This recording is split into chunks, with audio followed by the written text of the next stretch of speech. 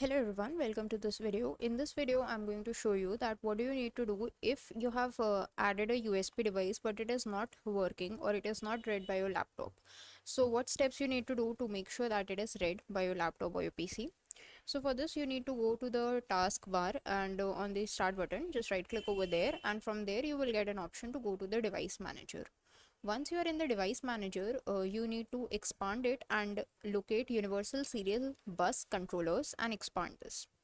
Now, one way of doing this is to reinstall or update the drivers. So you can just go to generic USB hub, right click and click on update the drivers while searching automatically for drivers, and make sure that the Windows updates the drivers.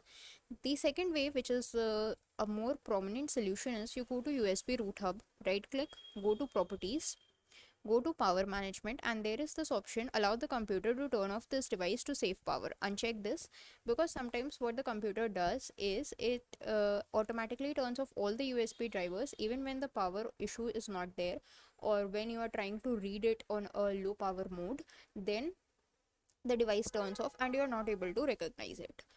So that's it for this video. Thanks for watching.